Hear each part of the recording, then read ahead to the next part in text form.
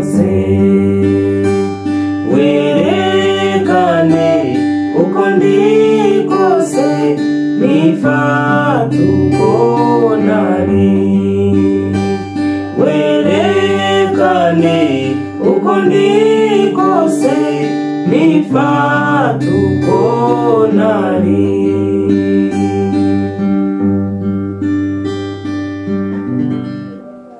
mwongeye kwirirwa nshuti za Desire Hobby TV turabashimiye umuhate n'umurava mukomeje kutugaragariza uko bwije uko bukeye mukora share subscribe like comment ku biganiro tubagezaho buri munsi indirimbo zo kuramya no guhimbaza Imana mutwereka ko muhari kandi mudukurikirana nibyo kubashimira kandi dushimira n'Imana ibibashoboza natwe dushoboza kubibagezaho umunsi ku munsi. Igihe ni iki, umwanya n'uyu, gahunda ni yayindi, ni icyaremwe gishya. Duhindura amateka, tuve ahahise, dutegure ahazaza hacu nk'umukristo nyawe ugendera ku mategeko y'Uwiteka Imana yacu. Murakoze n'ibisanzwe ngiye bavugisha Nshimiyimana Desire hamwe n'umufasha wanjye Agnes Mukamana. Tugiye kubagezaho inyigisho zahindura ubuzima nk'uko bisanzwe. Ikaze. Mwami Mana kandi urakiranuka, dushimye ineza y'ubuntu bwawe, dushimye uburinzi bwawe. Aya masaha ni ukuhabwa icyubahiro kuko kugira neza kwawe. Twese dutunganye, tugirire neza, abazi zawe turatsikeneye muri aka kanya. Dore tugiye kumva ijambo ryawe, ijambo ryawe rivuze mu mitima isukuye. Ijambo ryawe riri inkingi ikomeza imitima yacu, rigira ibyo risenya, rigira n'ibyo ryubaka. Reka Mwami Mana yagiye kurivuga, mubere igikoresho umukoreshe nk'Imana, mubere mikoro urangurure, bana natwe muri byose. Abagiye kubyumva nabo bakumva no kumvira, byambaje mu izina rya Yesu Kristo w'i Nazareti. Amen. Kadusome ijambo ry'Imana tugiye gusanga mu gitabo cya Esiteri. Igice cyaho ni icya 5, dore ku murongo waho wa 9. Titire y'amagambo aravuga ngo Hamani ashinga igiti cyo kumanikaho Moridekayi. Umurongo wa 9. Nuko uwo munsi Hamani agenda anezerewe yishima mu mutima, ariko abonye Moridekayi ku irembo ry'ibwami abona atamuhagurukiye kandi atamubererekeye, aramurakarira cyane.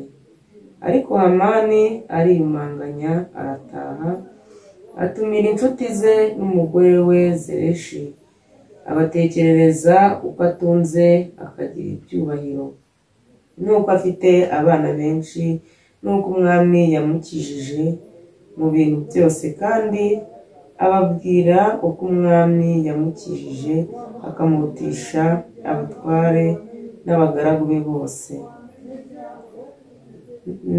Dusimbuke tujye ku murongo wa 6 ku gice cyaho cya 6.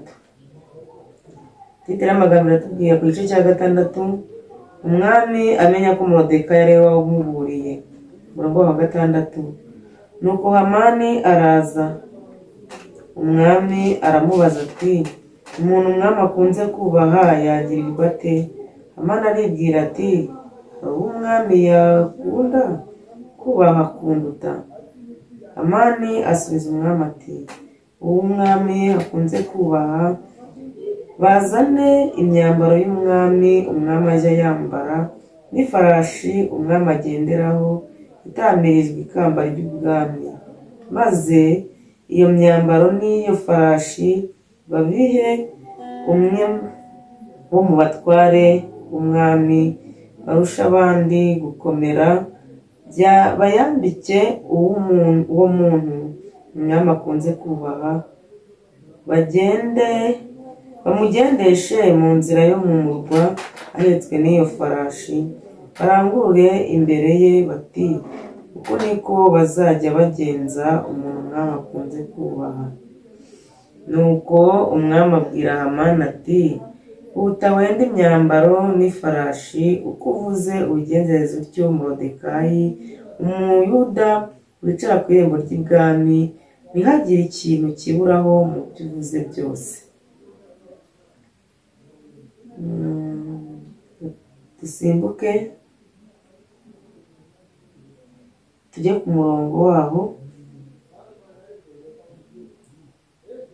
Reka dusimbuke tujye ku gice cya 7 umurongo waho wa 9.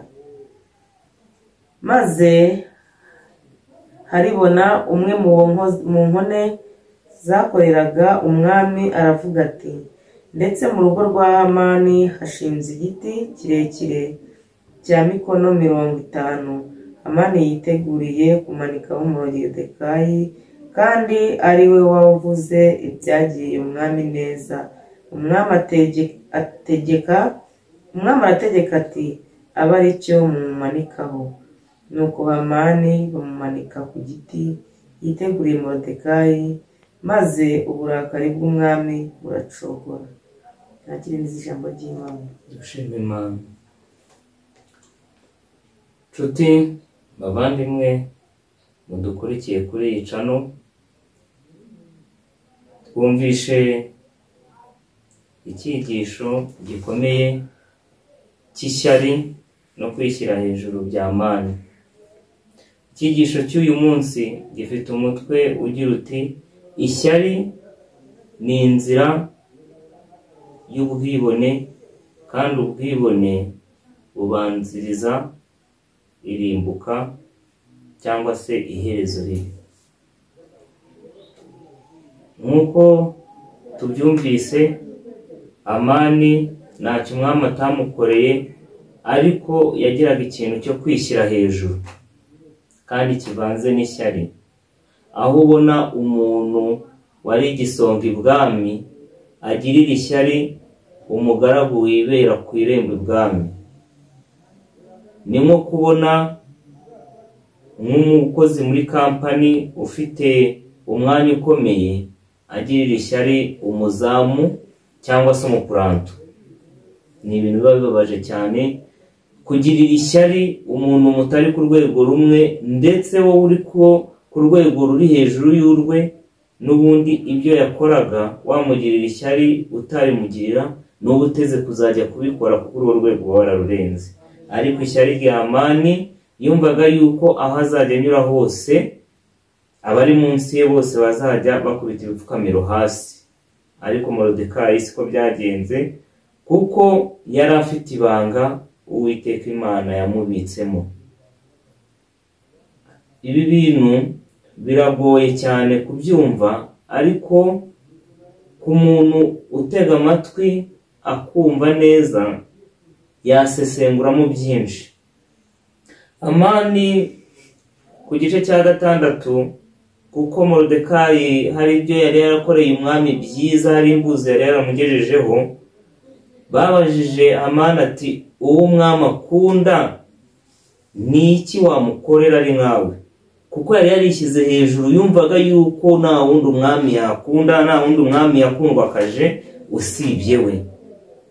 Aravuga ati, mwafata imyenda y'umwami, ibintu bitabaho ni n'agasuzuguro kabi, ugafata ifarashi y'umwami, mbese iby'umwami byose akunda kandi akenera mu buzima bwa buri munsi, akaba ari byo bagenera uwo umwami akunda. Kuko yumvaga ko ari we bari bubikorere, niyo mpamvu yashakaga kwigereranya n'umwami. Nirwo rwego yaragezeho. Urumva noneho yavuye kugirira ishyari n'ubwibone imbere y'abasumba, noneho yarageze n'imbere y'abamusumba. Umwami aramubwira ati, genda noneho ibyo uvuze ubikorere Moridekayi. Yansuzugurwa yabaga ku marembo ibwami, wa wundi wari uciriritse, wa wundi mbese mu kazi aho mukora, mwumva yuko igihe kitagera ngo nawe azamuke mu ntera. Arangije aratungurwa, kandi noneho bari bafitanye n'inzigo yuko atamwubaha, atajya amwunamira nk'abandi. Arangije ajya kubimukorera, azenguruka umurwa nk'uko bavuze ngo bagende bamuririmbira bavuga ati, dore uwo umwami akunda, bamutegeka no kuba ari ugenda ubiririmba. abiririmbira imbere n'inyuma y'uwo yapingaga, yumvaga yuko ntacyo avuze imbere ye. Wa wundi rero usuzugura, wa wundi wumva ko ntacyo yageraho, wa wundi wumva yuko ntacyo yashobora, Uwiteka aramushoboza. Amani wifataga nk'igihangange yisanze arimo aragenda akoma amashyi aririmbira uwo yafataga nk'insuzugurwa imbere ye. Noneho twasimbuka twagera ku gice cya 7, nuko na cya giti yari yarateguye cyo kuzabambaho umwanzi we, uwagirira ishyari, umwami yategetse yuko ari we bakimanikaho. Uca akobo Imana ica akanzu, kandi nshuti muvandimwe, abo bagucukurira imva humura nibo bazayijyamo, kuko Uwiteka agufite mu biganza. Nshuti muvandimwe, icyo nababwira, ishyari ntabwo ari ryiza, kuko ishyari rikenya nyiraryo, ririmbukana na nyiraryo. Uwugirira ishyari kandi watari gufitiye, uwo muhanganye nyamara wadahanganye nawe, ahubwo urimo urahangana n'umutima wawe, ntabwo uri guhangana na mugenzi wawe. Reka ishyari, umenye ikikugenewe, umenye n'umwanya wa bagenzi bawe. Ikibabaje kuruta ibindi ni ukugirira ishyari noneho n'umuntu mutari ku rwego rumwe, ugasanga aragusumba mu kazi, n'ubundi niyo bamwirukana ntabwo wowe uwo mwanya ujyamo kuko utawufitiye ubushobozi. Ugasanga umuntu ari munsi yawe, uramugirira ishyari, nimba wari manager muri company ntabwo uteze kugenda ngo ube umuzamu ku marembo.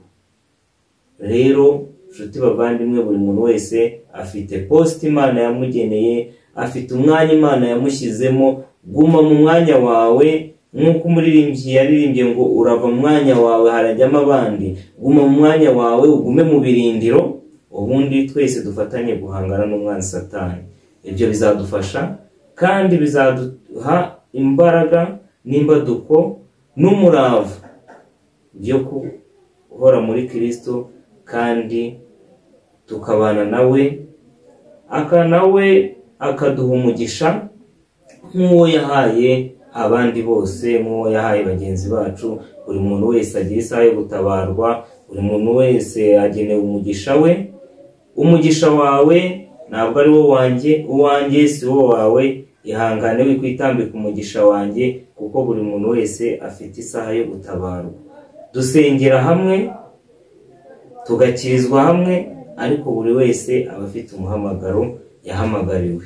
Kuba dusenga mu itorero rimwe, kuba twariganye, kuba twarakuranye, kuba twarareranwe, ntabwo bivuze ngo ibyanjye nibyo byawe. Mfite ibyanjye nagenewe, nawe ufite ibyawe Imana yakugeneye. Ahubwo tubyitwaremo gitwari, wubahe ibyo Uwiteka yaguteganyirije, wirinde kwasamira n'iby'abandi, utazasigaye urangaye nk'imva. Imva niyo yasama, ariko iyibuze ikitamira ihora irangaye. Rero Uwiteka dushoboze nshuti bavandimwe, kuko inuma y'inyabugingo itura ku itongo ry'uwayihigaga. Ushobora kumiga ngo ngambanire unyirukanishe mu kazi, akaba ari wowe ukava mu mbere, nk'uko Amani byagenze na Moridekayi. Nshuti bavandimwe, mureke dufatanye, twirinde ishyari, ahubwo tubagarire urukundo, kuko icyo dupfana kiruta icyo dupfa. Murakoze, nakagaruka naho ubutaha. Turabashimiye, kandi mukomeze mubigenze kwa kundi. Imana ibahire kandi bakomeza amaboko. Murakoze, naho ubutaha.